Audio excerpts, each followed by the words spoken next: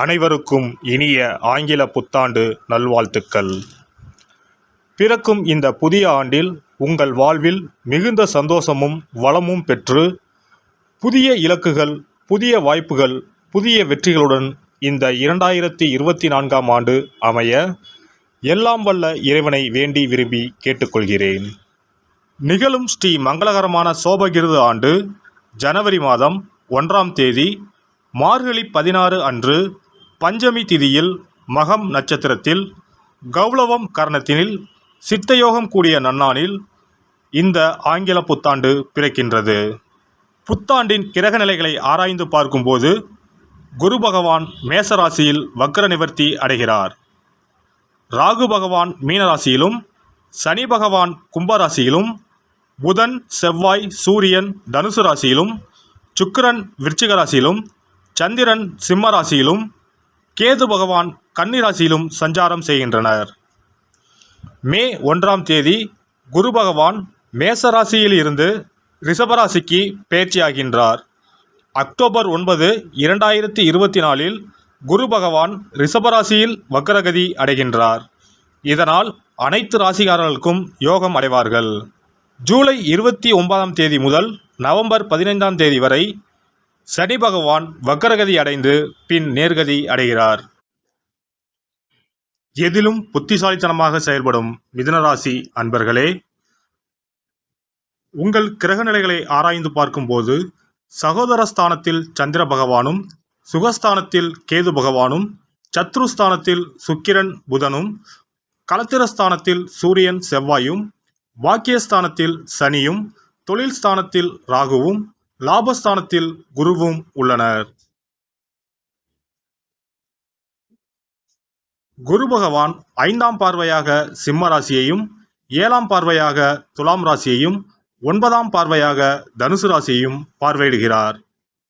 சனி பகவான் 3ஆம் பார்வையாக மேச ராசியையும், 7ஆம் பார்வையாக சிம்ம ராசியையும், 10ஆம் பார்வையாக விருச்சிக ராசியையும் பார்வையிடுகிறார். பிறக்கின்ற ஆங்கில வருட புத்தாண்டில் இருக்கக்கூடிய கிரக நிலைகளின் அமைப்புக்கு ஏற்ப வாழ்க்கையில் இனி வரப்போகின்ற நாட்களில் ஏற்படும் சுபம் மற்றும் அசுப பலன்கள் என்ன என்பதை நாம் அறிந்து கொள்வோம். செயல்பாடுகளில் துரிதம் ஏற்படும். உடன் பிறந்தவர்கள் ஆதரவாக இருப்பார்கள். பழகும் தன்மைகளில் சில மாற்றங்கள் ஏற்படும். சிக்கலான பிரச்சனைகள் குறையும். ஆடம்பரமான செலவுகளை குறைத்துக் கொள்வீர்கள். தனம் சார்ந்த விஷயங்களில் விவேகத்துடன் செயல்படவும். நீண்ட நாள் ஆசைகளில் இருந்து வந்த தடைகள் விலகும். வியாபாரம் நிமித்தமான முயற்சிகள் கைகூடும். தனவரவுகள் சாதகமாக அமையும். ஏற்றுமதி மற்றும் இறக்குமதி சார்ந்த வியாபாரத்தில் ஆதாயம் அடைவீர்கள். தம்பதிகளுக்குள் ஒற்றுமை மேம்படும். தந்தை வழியில் இருந்து வந்த கருத்து வேறுபாடுகள் குறையும். ஆராய்ச்சி திட்டங்களில் புதிய அனுபவம் ஏற்படும். நிலையான வருமானத்திற்கு தேவையான ஏற்பாடுகளை மேற்கொள்வீர்கள். மனதிற்கு நெருக்கமானவர்களின் தேவைகளை நிறைவேற்றுவீர்கள். எரிவாயு சார்ந்த தொழிலில் முன்னேற்றம் உண்டாகும். புதிய வீடு மற்றும் மனை வாங்குவதற்கான கடன் உதவிகள் சாதகமாக அமையும். விவசாய பணிகளில் ஆலோசனை பெற்று புதிய பயிர்களை பயிரிடவும். உத்தியோக பணிகளில் சில மாற்றங்கள் உண்டாகும். காப்பீடு துறைகளில் இருப்பவர்களுக்கு புதிய அறிமுகம் அதிகரிக்கும். உடல் ஆரோக்கியம். கண் பார்வை தொடர்பான பிரச்சனைகள் குறையும். தாயாரின் உடல் ஆரோக்கியத்தில் கவனம் வேண்டும். சூரிய ஒளியில் சிறு நேரமாவது நடைபயிற்சி மேற்கொள்ளவும். செய்யும் செயல்களில் பதற்றமின்றி செயல்படவும். இயற்கையான அழகு சாதன பொருட்களை பயன்படுத்துவது நல்லது. பழுப்பு அரிசி, சாக்லேட், காலிஃப்ளவர் மற்றும் பாதாம் போன்றவற்றை உணவில் சேர்த்துக்கொள்ளவும்.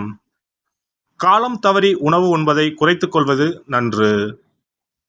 பெண்கள் கனிவான பேச்சுகளின் மூலம் நீண்ட நாள் பிரச்சனைகளுக்கு தீர்வு காண்பீர்கள். குடும்ப உறுப்பினர்களிடம் இருந்து வந்த கருத்து வேறுபாடுகள் நீங்கி ஒற்றுமை அதிகரிக்கும். நேரம் தவறிய பயணத்தை குறைத்துக் கொள்ளவும். தம்பதிகளுக்குள் ஒற்றுமை பிறக்கும். சிறு சிறு விஷயங்களை பெரிதுபடுத்தாமல் இருக்கவும். சக ஊழியர்களிடத்தில் இடைவெளியை கடைபிடிப்பது நல்லது. வாகன பயணத்தில் சரியான கோப்புகளை கையாளவும்.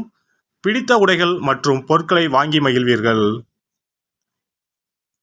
மாணவர்களுக்கு கல்வி பணியில் ஒருவிதமான ஆர்வமின்மை ஏற்படும். விளையாட்டுகளில் சகிப்புத்தன்மையுடன் செயல்படவும். வஞ்சனையான முயற்சிகளை தவிர்க்கவும். தந்தையிடம் மனவிட்டு பேசுவது புரிதலை ஏற்படுத்தும். முயற்சிகளை அதிகப்படுத்துவதன் மூலம் உயர்கல்வியில் எண்ணியவை ஈடேறும். பாடங்களை 1க்கு 2 முறை படிப்பது நல்லது.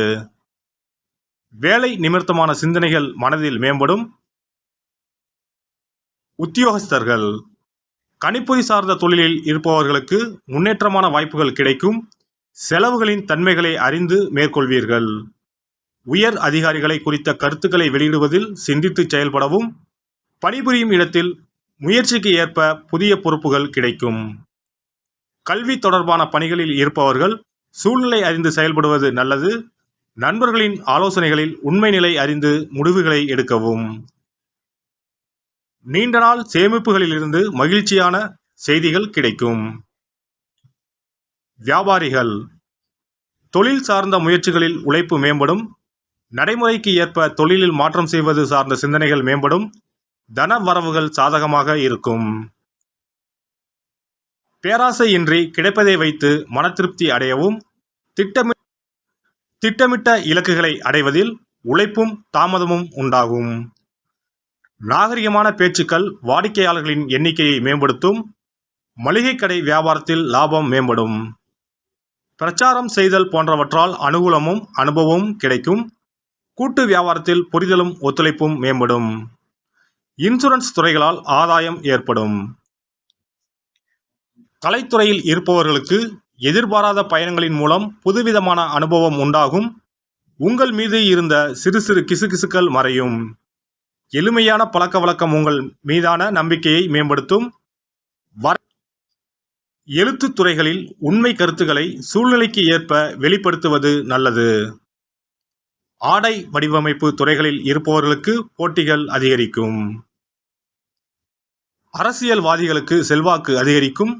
வழக்கு சார்ந்த விஷயங்களில் சாதகமான முடிவு கிடைக்கும். கட்சி தோழர்களிடம் உண்மையுடன் இருக்கவும். எதிர்பாராத சில பயணங்களின் மூலம் விரயம் உண்டாகும். உயர் அதிகாரிகளின் இடத்தில் பொறுமையுடன் இருக்க வேண்டும். எதிர்ப்புகளின் மூலம் ஏற்பட்டிருந்த தடைகள் விலகும். பேச்சுகளில் இருக்கும் உறுதி செயல்களில் இருந்தால் பலதரப்பட்ட ஆதரவு கிடைக்கும். புதன்கிழமை தோறும் லட்சுமி நரசிம்மரை வழிபட உடல் ஆரோக்கியமும் உறவுகள் வழியில் ஒத்துழைப்பும் உண்டாகும். சிறப்பு பரிகாரங்கள். வருமானத்தை பெருக்குவதற்கு வருமானம் வந்ததும் அல்லது சம்பளம் வாங்கியதும் அந்த தொகையில் 1% தொகையை தனியாக எடுத்து வைத்து விடுங்கள். அந்த பணத்தில் பாலால் செய்த இனிப்பு வகைகள் வாயில் போட்டாலே தித்திப்புடன் எளிதில் கரைந்து வாயிற்குள் போய்விடக்கூடிய இனிப்பு வகைகளை வாங்கி ஆதரவற்றோர், சாலையோர பணியாளர்கள், தூய்மை பணி செய்வோர், ஆதரவற்ற நிலையில் வறுமையில் வாடும் குழந்தைகள் மற்றும் தொழிலாளர்களுக்கு கொடுங்கள். மகிழ்ச்சியுடன் உங்கள் கைகளால் இனிப்புகளை கொடுங்கள். இப்படி செய்வதால் சனி சுக்கிர யோகம் உண்டாகும். இதனால் வருமானம் பெருகுவதுடன் கையில் பணம் சேர்ந்து கொண்டே இருக்கும். வருமானத்திற்கு தடையோ பஞ்சமோ வராது. ஏதாவது ஒரு வகையில் பணம் வந்து கொண்டே இருக்கும். இது தவிர மாத சம்பளம் வாங்கியதும் அல்லது கைக்கு வருமானம் வரும்போது ஒவ்வொரு மாதமும் முதல் செலவாக வீட்டிற்கு கல்லுப்பு, ஊறுகாய் போன்றவற்றை வாங்கி வைக்கவும். கல்லுப்பு, ஊறுகாய் போன்றவை மகாலட்சுமிக்கு மிகவும் விருப்பமான ஒன்று. இந்த பொருட்கள் வீட்டில் இருந்தால் மகாலட்சுமியின் அருள் வீட்டில் இருந்து கொண்டே இருக்கும். எந்த காரணத்திற்காகவும் இந்த பொருட்களை தானமாகவோ கடனாகவோ கொடுக்கக்கூடாது. எல்லாம் வல்ல இறையருளால் நீங்களும் உங்கள் அன்பு குடும்பமும் உடல் நலம், நீலாயுள், நிறை செல்வம், உயர் புகழ், மெய்ஞானம் ஓங்கி வாழ்க வளமுடன். இந்த வீடியோ உங்களுக்கு பிடிச்சிருந்தா லைக் பண்ணுங்க, ஷேர் பண்ணுங்க அண்ட் சப்ஸ்கிரைப் பண்ணுங்க. பக்கத்துல இருக்க பெல் ஐகானை கிளிக் பண்ணுங்க. நன்றி, வணக்கம், வாழ்க வளமுடன்.